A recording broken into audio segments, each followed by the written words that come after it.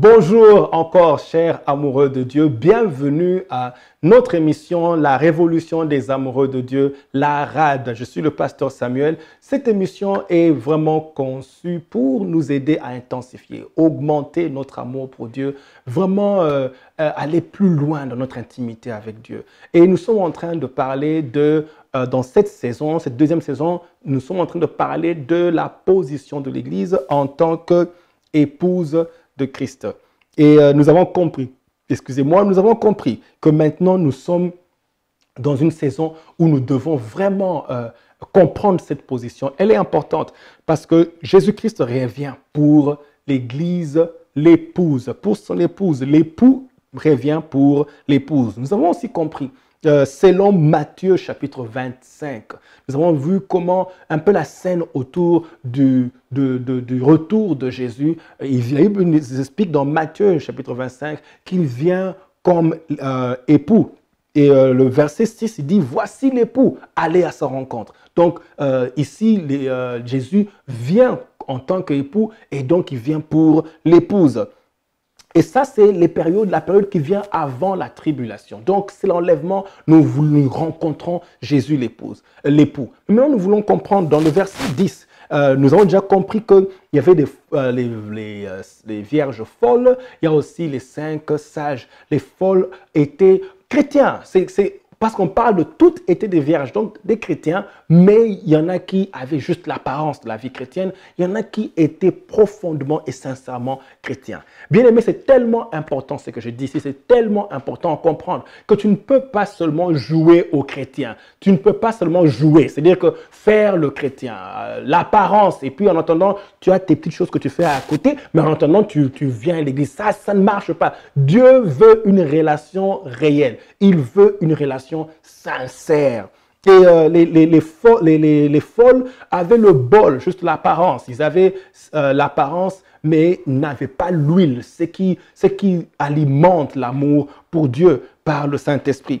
Et donc, quand l'époux arrive, les sages se lèvent pour partir, mais les folles se rendent compte qu'elles n'ont pas assez d'huile.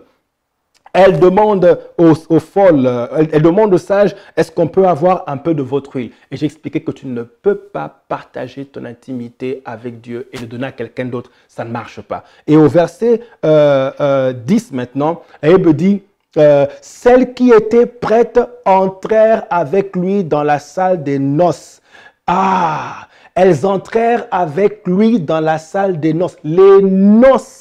Les noces représentent une fête de mariage. C'est une fête de mariage. Les noces représentent une fête de mariage. Donc, c'est Jésus venait. Oh, bien-aimé, je prie que nos yeux s'ouvrent. Jésus revient pour une épouse. Il va prendre une épouse et dès que, oh, c'est beau. Lui sera dans les airs et nous, on viendra de la terre et nous allons nous rencontrer dans les airs. Rien ne pourra te retenir. L'attraction, l'apaisanteur ne pourra plus exercer sa force sur toi. La terre ne pourra plus te garder. Tu seras enlevé. La puissance de Dieu, la puissance de son amour va t'attirer vers lui. Rien sur la terre ne pourra te garder. Et je prie que même maintenant, qu'il n'y ait rien sur la terre qui puisse venir entre toi et Jésus-Christ l'époux. Rien. Rien. Dis-toi, je dois être prêt à s'il faut tout abandonner, je suis prêt pour le suivre. Que rien sur la terre ne puisse te retenir. Que, en fait, débarrasse-toi. Débarrasse-toi des choses qui alourdissent ta vie. La Bible dit ici, celles qui étaient prêtes entrèrent. Celles qui étaient prêtes. Celles qui étaient prêtes. Pourquoi la Bible dit prête? Ça veut dire qu'il y a un moment de préparation. Il fallait qu'elles soient prêtes, ça veut dire qu'elles se sont préparées. Elles se sont préparées pour ce jour-là. Je vais développer cela plus tard. Je parlerai aussi du Saint-Esprit, comment il alimente nos cœurs pour l'amour de Dieu. Mais la Bible dit, celles qui étaient prêtes, ça veut dire qu'elles ont eu le temps de se préparer. Ça veut dire que ce temps ici que nous avons, c'est un temps de se préparer. Le temps que nous avons maintenant, tu dois te préparer. Tu dois te préparer. Tu dois te préparer à rencontrer l'époux parce que la Bible dit, voici l'époux, allez à sa rencontre. ceux qui vont y aller, c'est ceux-là qui se sont préparés. Et celles qui étaient prêtes entrèrent avec lui dans la salle des noces et la porte fut fermée. Vous êtes prêtes, vous entrez, la porte est fermée, on ne peut plus la réouvrir. Elles vont venir, elles vont frapper, elles vont pleurer, mais la porte est fermée. Alors, je prie vraiment, ne ratez pas, que rien ne vous empêche, que rien. Pas les soucis du siècle, pas l'amour du monde, que rien sur cette terre ne doit t'empêcher. Prépare-toi, préparons-nous à rencontrer Jésus. Vous imaginez que quand l'Église sera enlevée pour cette fête, pendant qu'il y a les noces au ciel, il y a la tribulation sur la terre. Alors, qu'est-ce que tu veux? Tu veux assister à quelle scène? Tu veux assister à quel événement? Les noces ou la tribulation? Et je vous assure, pendant la tribulation, ça sera des sérieux grincements de dents. Des sérieux. Vous avez un roi. Si vous pensez que les Hitler et tous les rois, tous les rois méchants étaient mauvais, oh, vous ne voulez pas connaître ce que l'Antichrist fera. Le mal va battre son plein et atteindre le sommet du mal.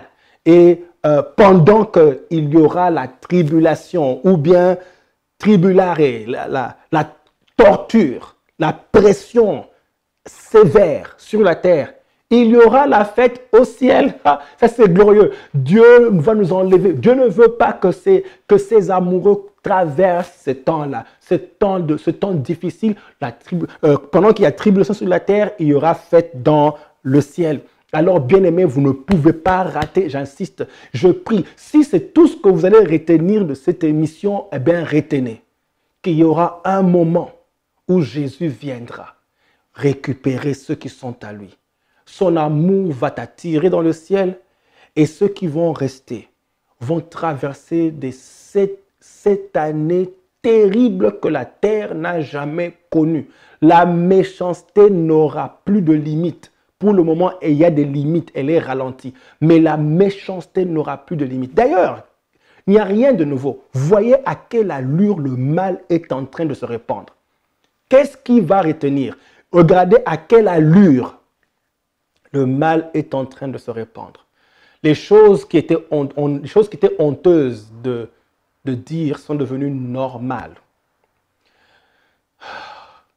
Je prie que tu ne rates pas les noces de l'agneau. Que Dieu vous bénisse. Ce n'est pas un hasard, vous qui suivez ces émissions. Dieu veut vraiment nous instruire à développer notre amour, nous préparer pour les noces et ne ratez pas les prochaines émissions. Nous allons continuer à entrer en profondeur. Dieu, par sa grâce, va continuer à nous parler et augmenter notre amour pour lui, Jésus-Christ l'époux. Que Dieu vous bénisse. À plus tard.